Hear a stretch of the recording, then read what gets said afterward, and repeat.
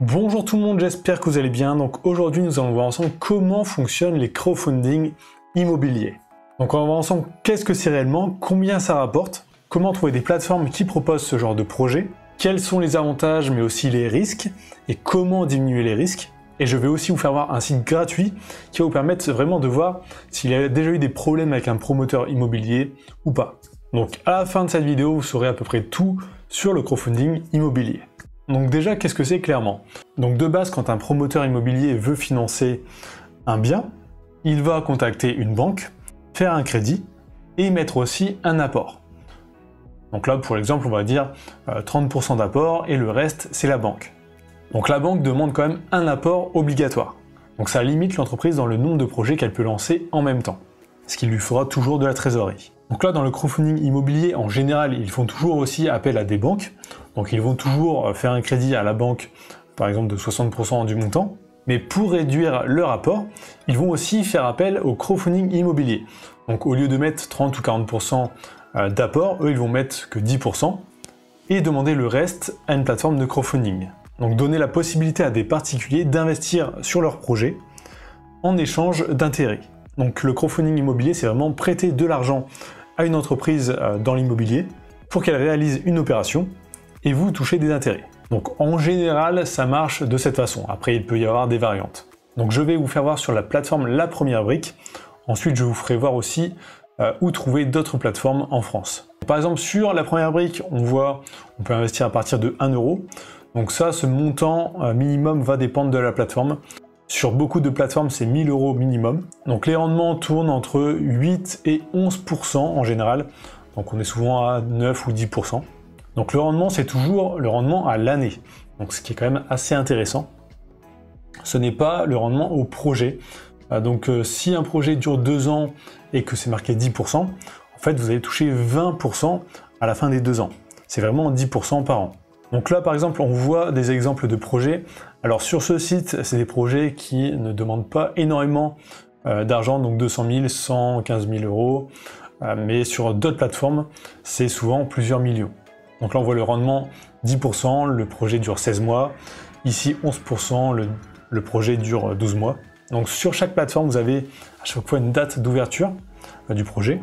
Et les projets, en général, sont financés très rapidement. En tout cas sur les plateformes où il y a moins de 1000 euros à investir à chaque fois et que les projets durent pas très longtemps, donc 12 ou 16 mois, les projets partent vraiment en quelques secondes seulement. Sur d'autres plateformes où là ils lèvent 4-5 millions d'un seul coup et où le minimum est de 1000 euros à mettre, là ça va prendre plus de temps à le financer en général. Donc à chaque fois vous pouvez cliquer sur un projet et on a un descriptif. Donc on peut voir là c'est un immeuble de 5 appartements situé en plein cœur de Poitiers. Donc c'est une opération de marchand de biens. Comme garantie, il y a déjà une précommercialisation de 60% du chiffre d'affaires et une hypothèque. Ensuite, on a aussi plus d'informations en dessous et on a aussi un dossier complet là, de plusieurs pages si on le souhaite. Donc pour investir dans ce type de projet, c'est plutôt simple. Vous inscrivez sur la plateforme, il faudra envoyer votre carte d'identité via le site, valider votre identité, ça peut prendre plusieurs jours en général. Ensuite, vous pouvez déposer de l'argent et dès qu'il y a un projet, il faut être l'un des premiers à investir dedans pour ne pas le louper. Donc là, par exemple, ici, il y avait un bouton « Investir », il fallait cliquer dessus pour investir. Donc maintenant, quels sont les risques? Et ensuite, on va voir comment limiter ces risques. Donc bien sûr, c'est un investissement assez récent en plus, donc il y a des risques, comme dans tout investissement. Donc le premier risque, ça serait si la plateforme La Première Brique, là, dans ce cas-ci, fasse faillite, ou que les dirigeants partent avec la caisse. Ce genre de plateforme, il y a énormément de demandes, donc ces plateformes fonctionnent vraiment très bien. Donc je pense qu'il y a assez peu de risques qu'elles ferment. En tout cas, si vous allez sur les plateformes les plus connues, aucun problème. Ensuite, que les dirigeants partent avec l'argent, alors ça, je vous conseille fortement d'investir seulement sur des plateformes françaises. Donc sur des plateformes françaises, il n'y a jamais eu de cas où les dirigeants sont partis avec de l'argent, tout simplement parce que c'est régulé. Donc là, La Première Brique, c'est une plateforme régulée, donc à l'ACPR, Autorité de contrôle prudentiel et de régulation. Donc je vous conseille fortement d'investir seulement sur des plateformes françaises ou vraiment européennes qui soient régulées. Ça, c'est très important. Évitez les plateformes d'Europe de l'Est. C'est sur ce genre de plateforme où il y a eu pas mal d'arnaques ces dernières années. Donc comme ça, vous êtes sûr de tomber sur une plateforme sérieuse. Ensuite, l'autre risque, ça serait que le promoteur derrière le projet fasse faillite ou ne puisse pas finir le projet. où est du retard. Donc pour ça, je vais vous faire voir un outil qui va vous permettre de voir un peu s'il y a déjà eu des problèmes avec ce promoteur ou pas, donc ça on le voit juste après. Le taux de défaut sur le crowdfunding immobilier est de 2%, donc ça ne veut pas dire que sur les 2% des projets, tous les investisseurs ont perdu la totalité de l'argent. C'est-à-dire que peut-être sur des projets, ils n'ont rien gagné, ou alors ont perdu un peu d'argent, mais là où ils n'ont pas pu récupérer tout leur argent, ça doit être vraiment minime.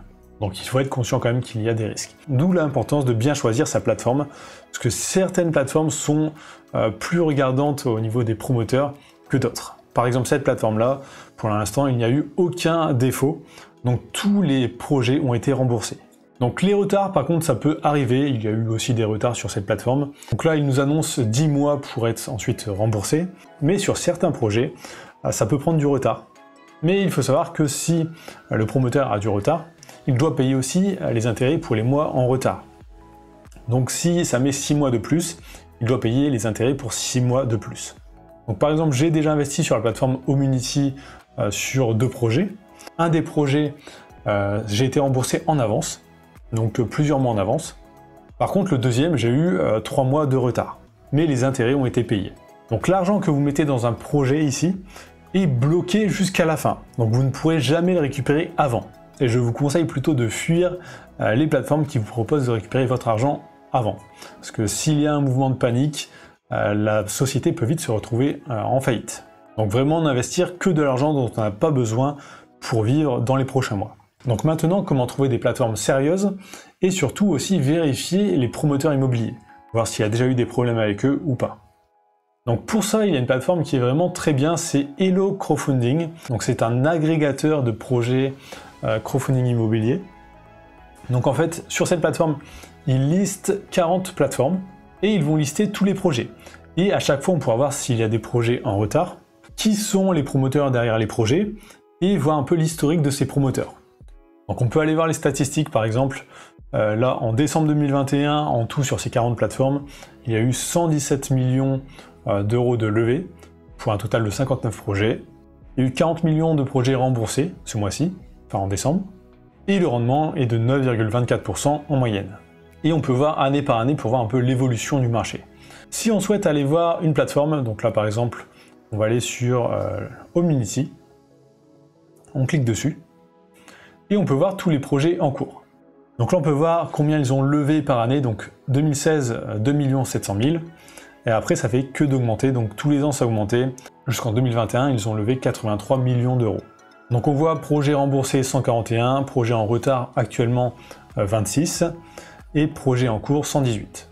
Donc les retards quand même ça peut arriver assez souvent, et souvent c'est 2-3 mois maximum. Donc là on verra à chaque fois si les projets se passent bien ou pas. Donc là quand c'est vert c'est que tout se passe bien, là c'est quand il y a du retard. Donc là on voit les projets en retard vraiment ici, donc là c'est peut-être des retards sur les étapes, mais vraiment ceux en retard c'est plus ceux un peu plus bas ici. Et ensuite on voit ceux qui ont été remboursés. Ensuite si on va dans projet, là on va pouvoir voir tous les projets de toutes les plateformes. Et sur cet onglet, ce qui est pas mal, c'est qu'on va pouvoir voir aussi le promoteur et voir son historique. Par exemple, là, sur la plateforme Anaxago, que je ne connais pas, un projet a été remboursé donc par le promoteur P2I. On va pouvoir aller voir l'historique de ce promoteur. Donc on peut voir que ce promoteur a déjà remboursé 11 projets. Il y en a 10 en cours et 1 en cours de collecte. Donc on va pouvoir voir s'il y a eu des retards sur ces projets ou pas. Donc là, il y en a pas mal en cours de réalisation. Il y en a eu avec des retards mais qui ont été remboursés. Donc lui il paraît pas mal. Et on peut voir, ils ont des projets sur plusieurs plateformes, donc Homunity, Proximea, Finpul, enfin je ne les connais pas tous. Donc ça permet de voir un peu l'historique vraiment de ces entreprises. Donc avant d'investir sur un projet, c'est pas mal aussi de venir sur ce site pour voir un peu si tout s'est bien passé avec ce promoteur. Donc là par exemple si on va dans l'onglet promoteur, on peut les voir.